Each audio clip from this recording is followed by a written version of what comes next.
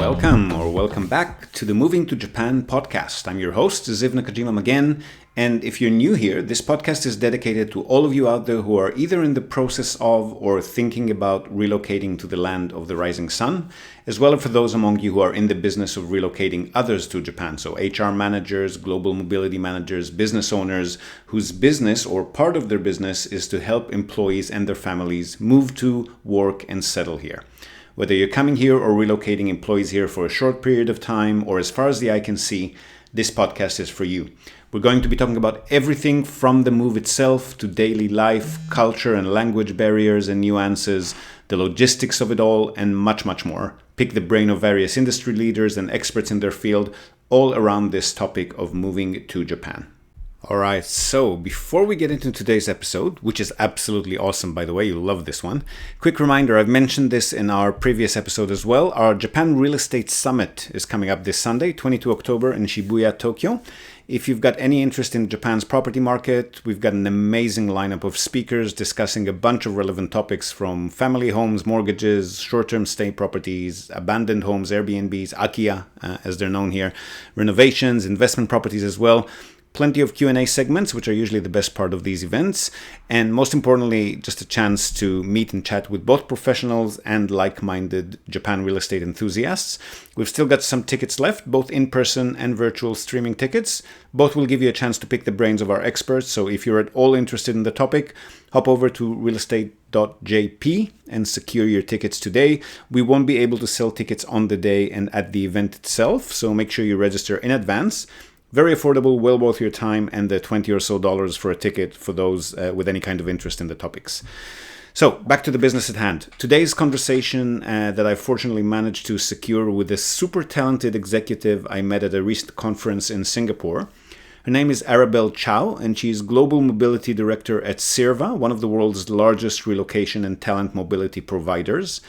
And I've been picking her brain for a good 40 minutes or so about all sorts of aspects involved in relocation, both from the perspective of employers hiring or relocating expats for various projects and positions all around the world, as well as from the perspective of the people themselves who are relocating, oftentimes with their families in tow, into what can be a completely alien environment to them, even more so in the case of Asia and definitely in the case of people relocating to Japan. So we talk corporate relocations, individual relocations, destination service providers, supply chains, the various challenges that are involved in relocating to a new country generally and to Japan specifically. Again, from both the employer and the individual's perspective. How to prepare for a successful relocation, how to hit the ground running once you do relocate, all of the moving pieces that are involved, corporate policies, mindsets, you name it. And also more meta topics like the current state of the industry, the pandemic period, and what the future holds. So a real deep dive into the relocation procedure. Lean back, grab a coffee or a drink, and enjoy the conversation. I'll see you again on the other side. Awesome. So thank you heaps for making the time. I know how busy you are. I'll try to keep this as short as humanly possible. So we met at the FEM event in Singapore, which was fantastic, by the way. The presenters I missed your presentation actually because they did that split room thing, and I was, I don't know which one I need to go to. Yes. But I heard it was very good. But before we get into that and into your current line of work, can you give us like the origin story? I know that you started off in accounting and then you moved to relocation, and just a little bit about who you are, how you grew up, how you came to do what you're doing now. Sure. Background myself. I started off in one of the big four or big five at that time, so that gives us a little bit about my age. And I was in the individual income tax department, supporting Singapore as well as US tax preparation work as well as advisory. One of the things that we do as tax, we do connect with assignees, and it's once a year kind of discussion and tax advisory But besides that, we just close the file, move on.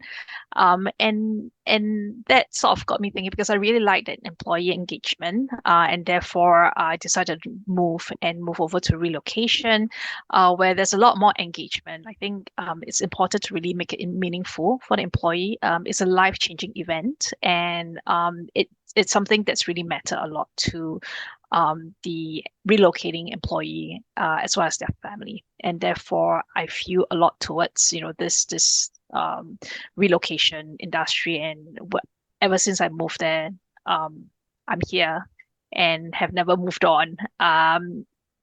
Every day changes, things happens, and it's always about like finding a solution, how to make it better, how to improve the employee experience, and I love it. Yeah.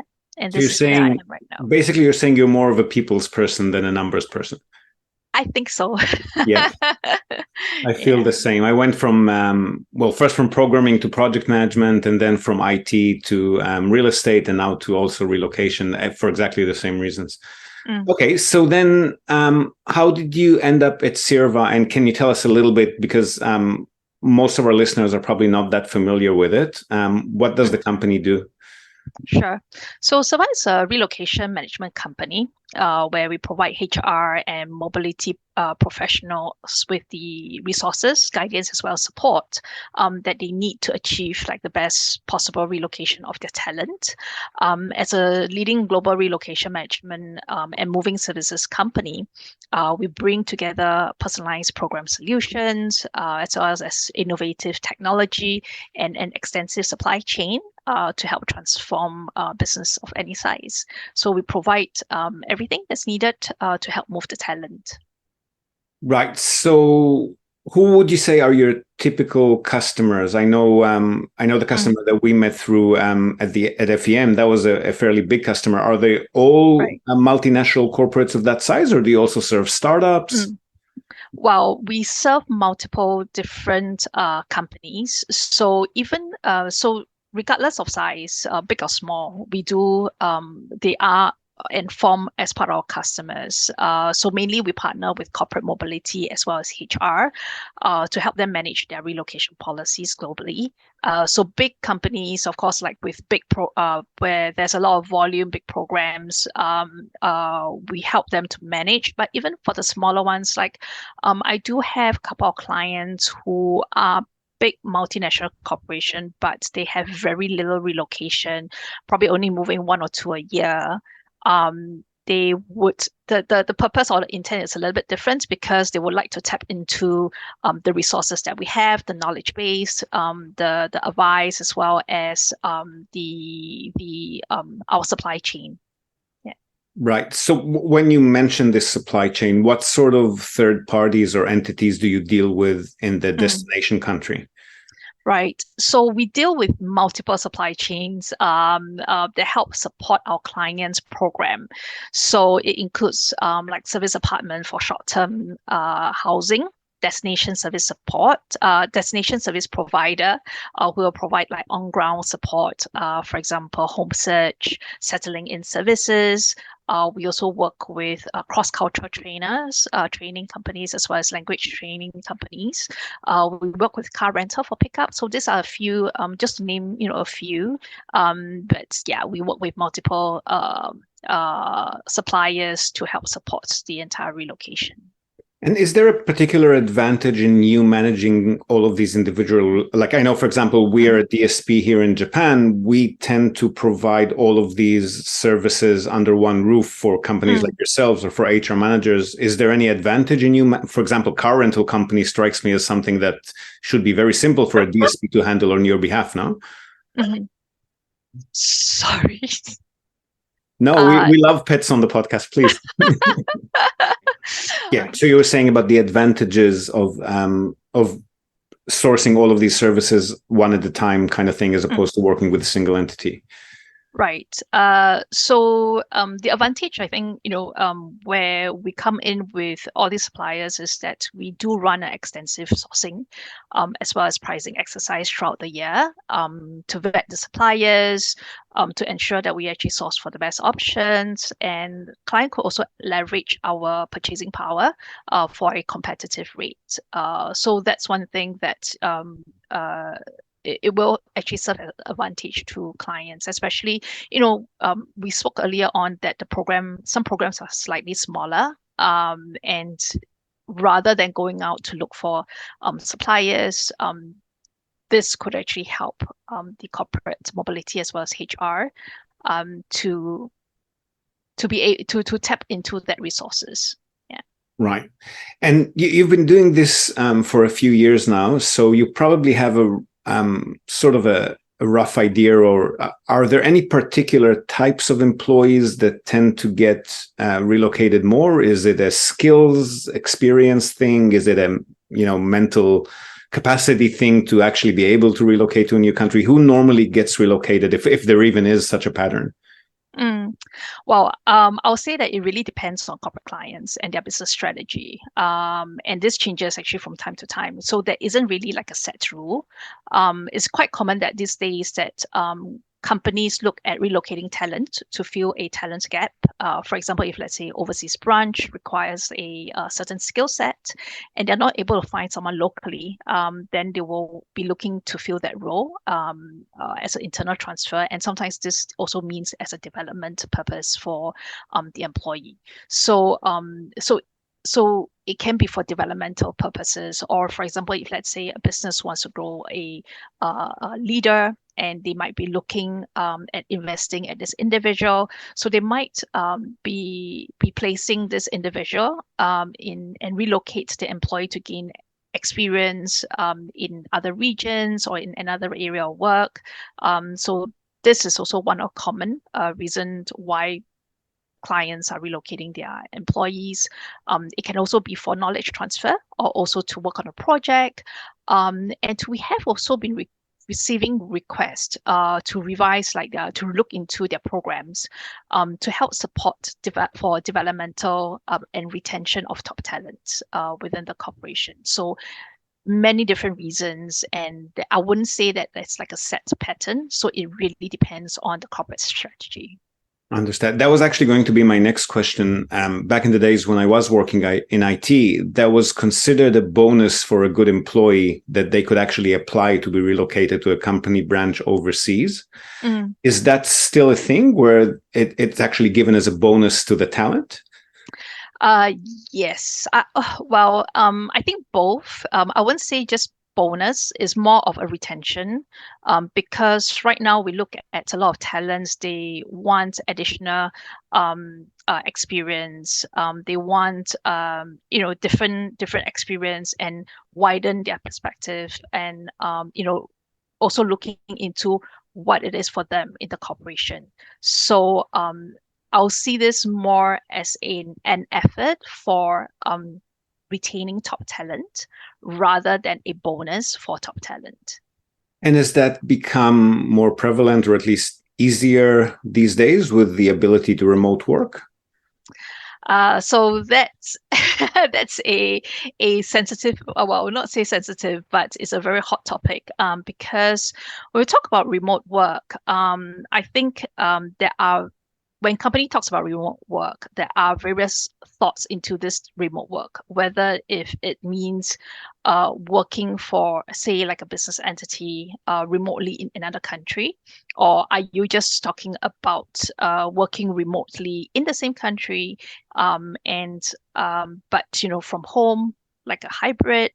And so there's different various form, and also there's a lot of consideration that goes into it, because coming from my tax background, is if you're actually working in a country for a different entity, that actually can cause certain permanent establishment issues, and that can results in tax and immigration compliance issues as well.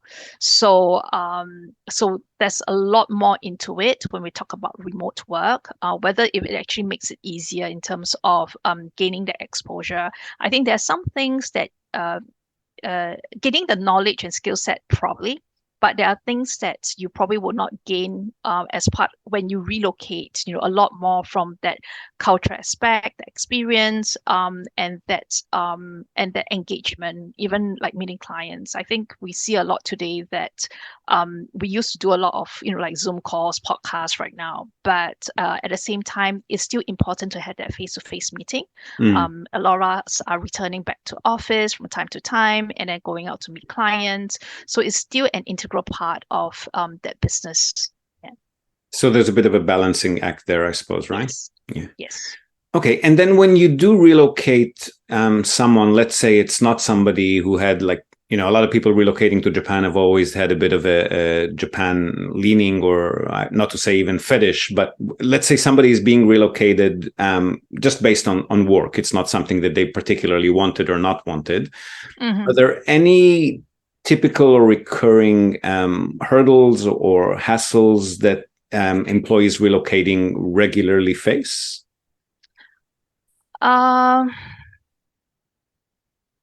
Well, I think one of the common hurdles or relocating actually does takes up a lot of time. And there is there's a lot of things that there's a lot of moving parts. So even our consultants who actually does this day in, day out, they actually spend a great amount of time just coordinating that relocation. So I'll say that it's actually sometimes quite dangerous to underestimate the amount of work that actually goes into a relocation. And every relocation experience can be different, and different people will actually find different challenges. And personally, I feel that, if we talk about relocation, one of the most challenging hurdles for a expat to move into a new country is really about settling in mentally, not just the physical settling in, but that mental settling in. Most of a relocation can actually start out quite exciting. A new role, a new environment, new colleagues, and new accommodation. So there's a lot of things a lot of things to look forward to and a lot of excitement. But come a month or two into relocation, the relocatee may realize that it is not as exciting as they first set out to be. Yeah. Yeah. And they are far away from their family and friends. And maybe the first few weeks, family and friends are very excited. There's a lot of Zoom calls, FaceTime. But after a month or two, everybody just get back to their life. They don't have that much time to connect anymore. They have to. So as a relocatee, you have to look for new friends, and you need to establish new relationship, and it takes time. So there's a lot of adjustment that needs to be made, and colleagues can behave a little bit differently than those that's back home. Yeah. And if you throw in language differences like in Japan, sometimes it can get quite demotivating, but it's not all doom and gloom. So once they settle down into their new routine, things will get better. So unfortunately, this settling in mentally, it is one area that the relocatee will need to manage. Some settle down faster than others. Some just takes a little longer time. So is there something, obviously companies like ours, like DSPs, can definitely help with the logistics of it, but is there something that you as the relocation provider or even the corporate that sends the employee overseas, is there something that you can or regularly do assist them with to get over that? Yeah, so we actually often encourage our clients to provide cross-cultural training to relocatees and their families, but quite often than not that this training is actually deemed as probably the least important benefit when it comes to costs. So when cost plays a part, you need to. It's better to probably provide them with accommodation, with flights, but cross-cultural training tends to be park. But I must say that this is slightly different for Japan. I do see that a lot of moves into Japan, cross-cultural training is provided, but into other location, probably not as much. But the thing is that, cross-cultural training does not only just provide the employee with information from the cultural aspect of the destination location, it also prep them on what's to come, and so that the employee are prepared and know that this is normal to feel this way. Everybody goes through the same. But like I mentioned, it's not always provided. So in those cases, we try to ensure that relocating and the relocation are properly managed, so as to relieve them as much from the administrative burden as possible.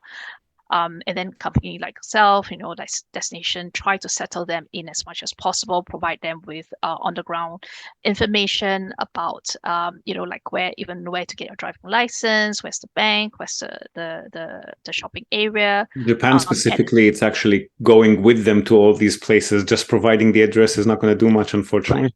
Right. Yeah. Yes, you're right. So really accompanying them so that they can settle down quickly, but more from a physical aspect. But that actually helps, remove a big part of the relocation burden, and keeping them informed of the activities. Like for example, when's house of goods shipment pack and load date, and then remind them to do like local registration upon their arrival. This just takes a lot of things off their mind while they focus on getting into a new job, and as well as what I mentioned previously, settling in mentally.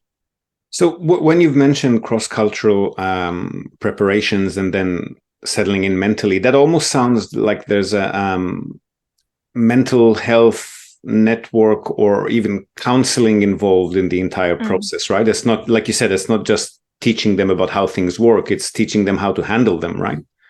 Yes. Yeah. Well, yes. How to manage them. Correct. Okay. And then, well, segueing from that right into, I want to say Asia generally and Japan specifically, but I kind of feel as if Japan is a bit of an outlier even within Asia, in the sense of things are very, like the cultural, not just the language, but the cultural gap is huge here. Are there any particular challenges that you've been facing when relocating people here that you wouldn't face in other countries? Yeah. So, like I mentioned earlier on, I think a lot of moves that's into Japan, most corporations, they do understand that there's differences. So, cross-cultural training is actually probably one. Moving into Japan, often cross-cultural training is being provided. So, the different there's a lot of differences where the one of the most significant is really understanding and accepting the cultural differences. So for example, in Asia family culture, it's believed that one must never bring like dishonor or disgrace to oneself or family, and it forms a lot of then how like the Asian behaves, and trying to understand that as well as accepting it, and how you actually adjust towards doing businesses in Asia. How do you treat your colleagues? How do you actually communicate with them? Yeah, so this is definitely one of the big difference. I think this from that culture aspect, but the other aspect is of course space constraint in many of the Asia cities. Most significantly, Tokyo, Singapore, Hong Kong, space is really small, and rental prices are really high. So really understanding and adjusting to that housing type, as well as there's a lot of high-rise building in these cities. So that is also one of the things that's usually very different, and that we will highlight it to the employees before they relocate, so that they have an understanding of, hey, this is what I'm getting into. On the topic of, you've just touched it briefly, but on the topic of relationships within the workplace itself, is there, I know that here, whenever we deal with any Japanese company, the individual versus groupthink concept is very different. Is that something that relocating people can actually prepare themselves for somehow? Is that part of cross-cultural training? Yeah, I mean, it's part of cross-cultural training. So actually, if we talk about cross-cultural training, I don't know, I feel like I'm talking a lot about cross-cultural training today, but I think it's really important. There are various different tools that's out there. So there are also tools where you can do an assessment, a self-assessment, understanding, where you are at, and then going into a country, this is what is typically expected, and you'll be able to see that differences. So yes, in terms of preparing from a cross-cultural training, definitely taking up cross-cultural training courses if is available. If not, doing some of this self-assessment to help understand what's the cultural differences, where you are at, and then because it's got to be a gap, right? We Mm. do notice that, but so how are you going to work towards meeting the middle point? It's not really asking someone to change themselves, but really accepting that, and then that what's that gap and what's that difference there. Is there any advantage when feasible? Is there any advantage to have people first, for example, just go on a short work trip to visit the office that they're going to relocate to experience the culture, the environment a little bit before they actually make the permanent move or the Yeah, semi-permanent move? sure. Yeah, I mean, if there's definitely an opportunity to do like a business trip before they do the move or even make a decision, that's usually recommended. Previously, probably maybe like 10 years ago, it's really common to do a preview trip. Right now, because of the costs, the cost to the business are cutting down costs. They don't do as much, or they don't offer as much of the preview trip. But preview trip really helps you to know the country, know the neighborhoods where you're going to stay. Because you're not just probably not moving alone. If you're moving your family, you need to have a good understanding of what is there to offer for your family as well. And going into the office, meeting with the colleagues, the work environment, just to have that to help prep the employee, does goes a long way. So even if there isn't a preview trip, I think if there's a business trip, definitely, do the business trip. But I'll say that, when you do a business trip, that's probably what you see is the tip of the iceberg. Of course. Yeah. There's still a lot more, but it helps you to prepare mentally as well. Yeah. Mm.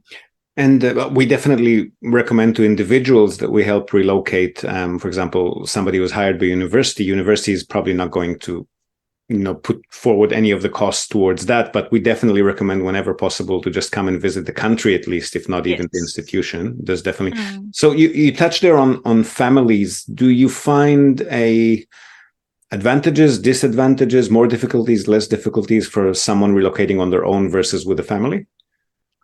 Uh, So if it is someone who's relocating individually, of course, you're just only thinking about yourself, and probably easier to integrate into the destination location. But if you're relocating with your family, I think it's a family affair. So you'll be looking into like accommodation, into schooling, especially with a school, where you're gonna stay. Sometimes the school that you want your child to be in may not be very close to the office. So, how do you balance that, and where would you stay? What kind of neighborhood?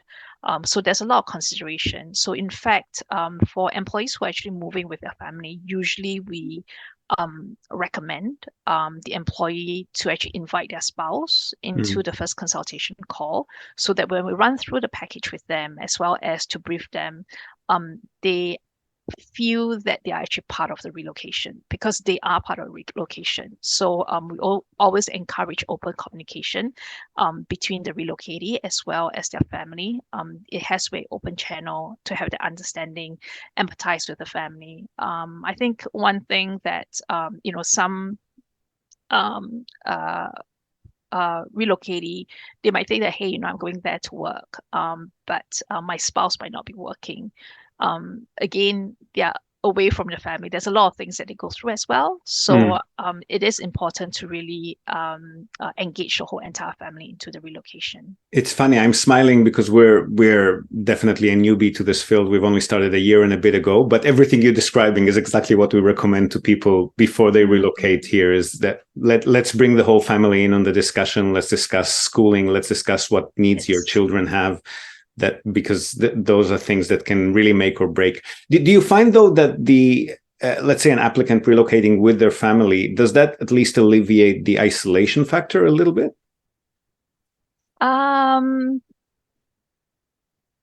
No. It's not always all the time. Yeah, Okay. I would say that it's not always all the time.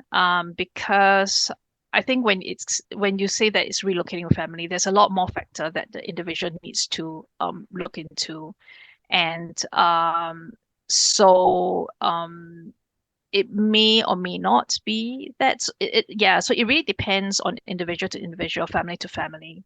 Mm. Sometimes even as a individual it might be easier because then you are open, you can go out to meet people. There's probably more time to do engagement, whereas with family you need to make sure that your family are being looked after and that you still need to spend time with them, of course. So whether the engagement uh do you have time, you need to still make time for your family.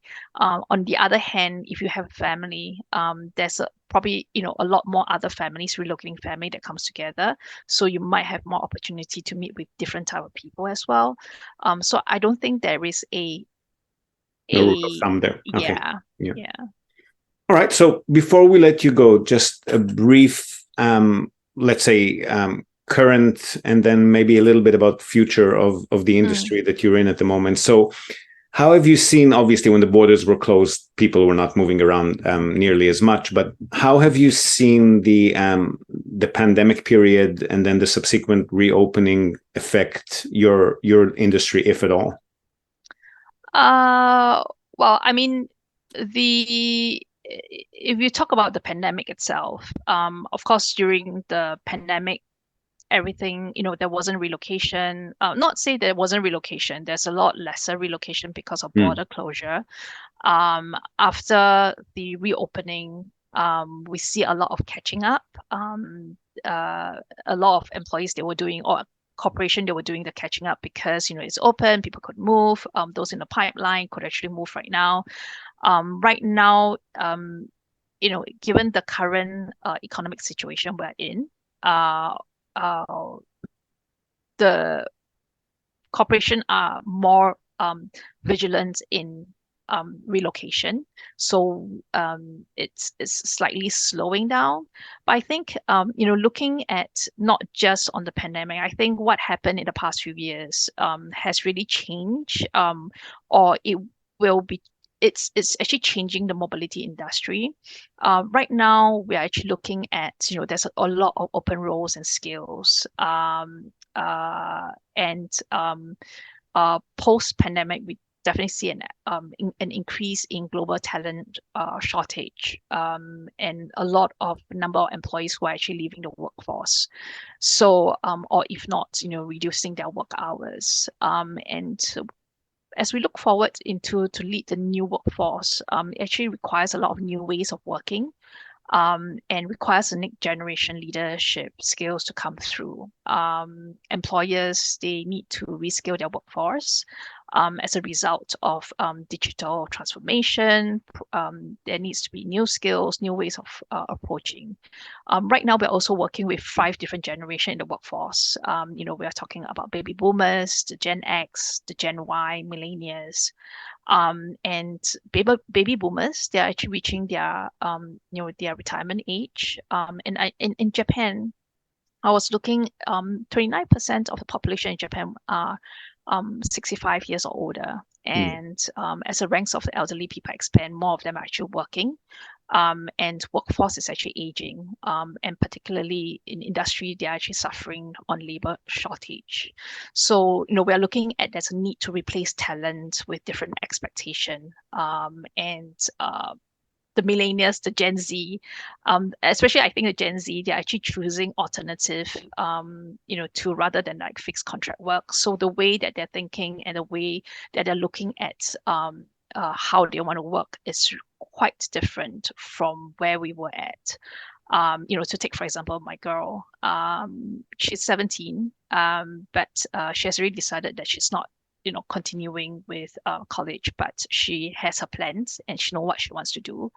So I think a lot of this, like the workforce is really changing in terms of how they view workforce. So, of course, with technology and digitization, there's a change and there's this collaboration and expansion of use, like for example, with cloud, with mobile AI. Um, this changes with how we actually deliver our services as well. So a lot of corporate clients are looking into technology, but we all know that with relocation, there still requires this human touch. So even at our company, we're looking at technology with a combination of human touch. So technology when you need it, and then human consultant when you want it. And a lot of this, we're looking at because we're seeing the lack of the talent as well as the aging workforce.